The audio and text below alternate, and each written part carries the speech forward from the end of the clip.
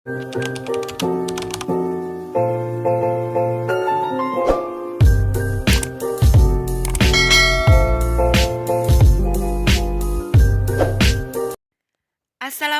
warahmatullahi wabarakatuh.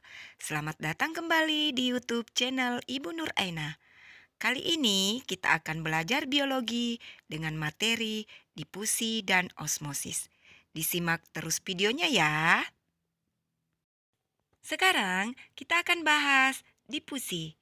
Difusi merupakan proses pergerakan partikel suatu zat larutan dari konsentrasi tinggi ke larutan konsentrasi yang lebih rendah menuju keadaan seimbang. Contohnya adalah teh. Pada saat kita membuat teh, di mana air sebagai pelarut dan teh sebagai zat terlarut, sehingga air menjadi lebih pekat dan teh menjadi lebih encer, dan terjadilah homogen atau keadaan menjadi seimbang.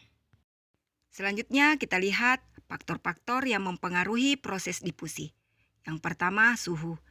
Makin tinggi suhu, makin besar terjadinya difusi. Yang kedua, konsentrasi. Makin besar perbedaan konsentrasi antara larutan yang berdifusi, maka makin besar terjadinya difusi. Yang ketiga, ukuran molekul.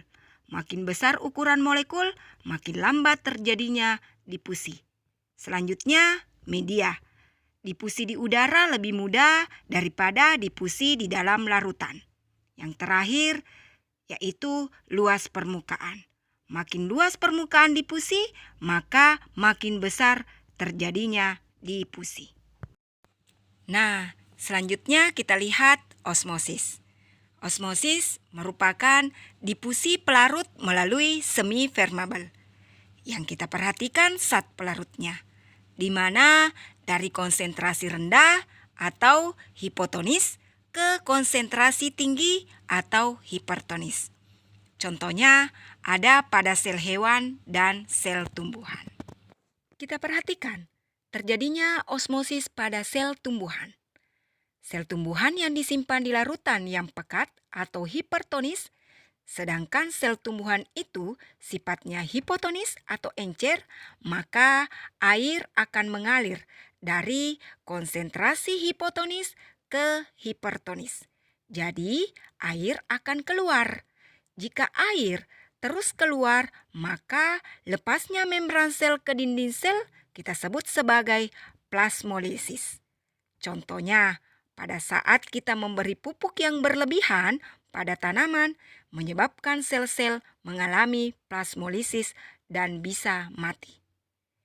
Jika kebalikannya, suatu sel tumbuhan disimpan di larutan yang encer atau hipotonis, sedangkan sel tersebut hipertonis, maka air akan masuk.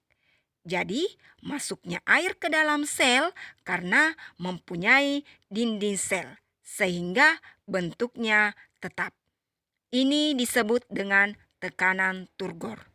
Contoh, pada saat kita menyiram tanaman yang layu akan segar kembali. Sekarang kita bahas sel hewan. Sel hewan jika disimpan di lingkungan yang hipertonis atau pekat, padahal di dalam sel tersebut hipotonis, maka air akan keluar dari konsentrasi rendah ke konsentrasi tinggi. Keluarnya semua air menyebabkan sel mengerut. Mengerutnya sel hewan yang disimpan di tempat yang hipertonis disebut krenasi. Contoh, sel darah merah manusia yang ada di dalam larutan yang hipertonis, maka sel darah merahnya akan mengerut dan terjadi anemia atau kekurangan sel darah merah. Sebaliknya, sel hewan yang disimpan di larutan hipotonis atau encer, sedangkan di dalam selnya hipertonis, maka air akan masuk. Terjadinya hal tersebut atau pecahnya sel tersebut yang dikenal dengan hemolisis. Contoh, sel darah merah berada di lingkungan yang hipotonis menyebabkan terjadinya anemia.